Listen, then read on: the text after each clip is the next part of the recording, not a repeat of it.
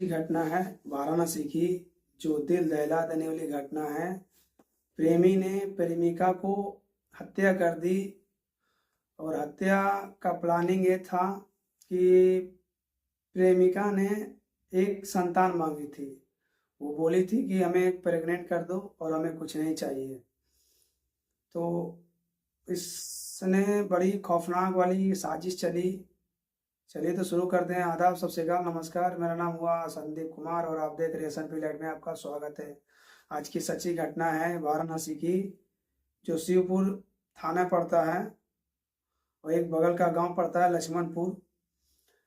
प्रेमिका ने प्रेमी ने प्रेमिका को हत्या कर दी और प्रेमिका जो थी वो एक दिन सब्जी लेने गई थी मार्केट, और मार्केट सब्जी लेने के बाद उसे मोहित यादव से संपर्क हुआ। मोहित यादव संपर्क होने के बाद दोस्ती बनी, दोस्ती से प्यार में बदल गया।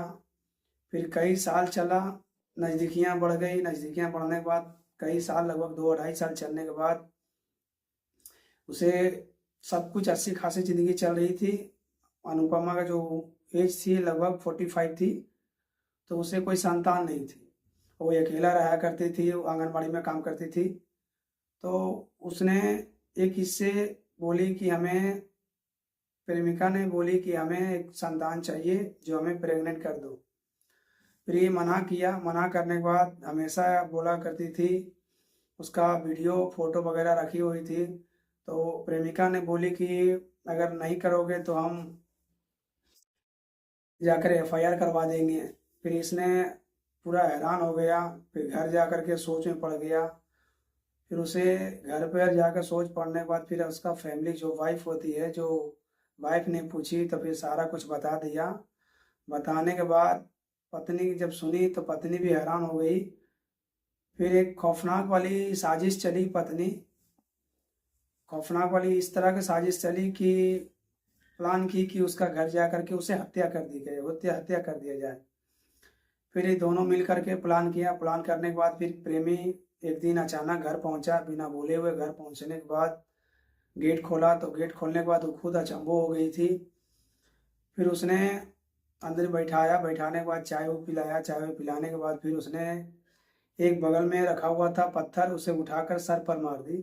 और सर पर मारने के बाद प्रेमिका ने गिर गई और गिरने के बाद उसे फिर चाकू से 2 बार चाकू चला दिया।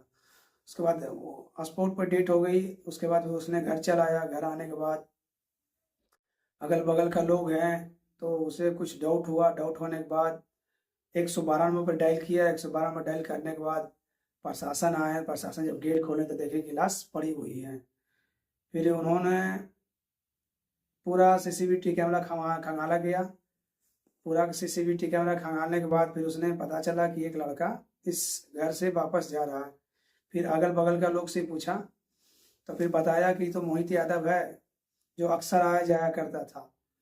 फिर प्रशासन ने फिर मोहित यादव को अपने गिरफ्त में लेने के बाद फिर उससे सख्ती से पूछताछ की गई। पूछताछ करने के बाद उसने खुलासा किया कि प्रेमिका ने मेरी एक बच्चे हमसे मांग रही थी, जो बोल रही थी कि हमें प्रेग्नेंट कर दो और नहीं तो जो मेरा पास असली वीडियो है मैं जा करके एफआईआर करवा दूंगा।